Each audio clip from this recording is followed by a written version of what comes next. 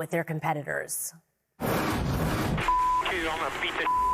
Rivalries make drivers do crazy things, and there's no doubt about it. One guy starts ruffling your feathers, you're going to make sure you give it back. It shows the passion and how bad guys want it. He shuts him up the racetrack.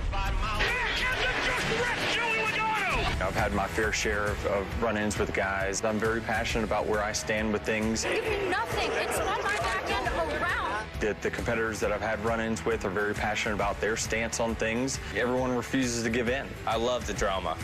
I love to get people talking. I love to see people talking. I don't personally love it when it's myself, but it's pretty entertaining to watch when it's other people. The leader, Denny Hamlin, spins. As a fan, you love to see that drama and that tension, and you want to see it kind of erupt, and you want to see the sparks fly. I just wish sometimes maybe all the eyes weren't on me. Humans make mistakes.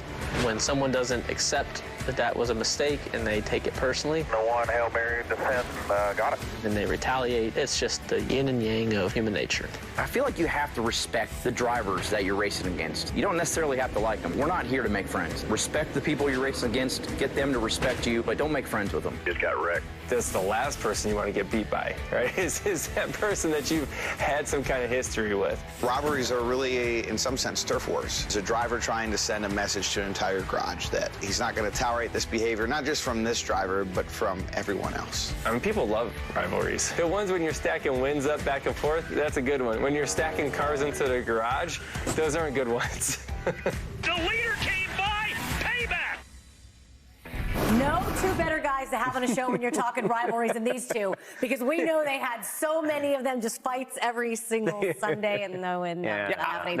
Bobby was my biggest rival. Come on, do you remember that time at Pocono? You tried to wreck me? I was the other way around, my friend. Come on, we're going to talk about this afterwards. Who was your biggest rival, Bobby? Yeah, you know, for me, I came into the sport in 1993. Jeff Gordon came at the same time, Rookie of the Year with Kenny Wallace, and you know, Jeff Gordon was kind of my rival. You know, in fact, NASCAR said, "Hey, you guys should be rivals," and we're like, I don't know how to be rivals with this guy, for me anyway. So, but I thought, you know, for me, I wanted to beat him so bad. So it took me a couple years to start winning races, and I was just a rival with him, I think, on the racetrack. In my mind, I was like, you know, always trying to beat him, always trying to be better than Jeff, and it didn't work out. But hey, I thought for me that was my rival to try to make me better, and even though he drove for a different team. Who was the guy you leaned on every single Sunday? You know, I have so many, Shannon, I just can't remember. But no, I didn't have that one guy that year in and year out I was always battling, but constantly the first few years of my career at Roush Racing, I was part of a 5-car team, and I think there's rivalries within teams sometimes. Sometimes it's a healthy rivalry, but every weekend you look up on the leaderboard to see where you are compared to your teammates. In the Monday morning meetings, you always want to be the best, and sometimes those rivalries could cross the line, but I think a healthy rivalry is a good thing. I love it. What are some of the biggest, in your opinion, that this sport has seen? Yeah, you know, and watching all that earlier, it was kind of more modern, but I want to go back a little bit and think of Dale Earnhardt Sr. and Jeff Bodine. I remember those guys racing each other so hard. Jeff from the north, obviously Earnhardt from Kannapolis, you know, the southern guy, the intimidator, and I think Jeff didn't want any part of that. I mean, he wanted to come down and beat him.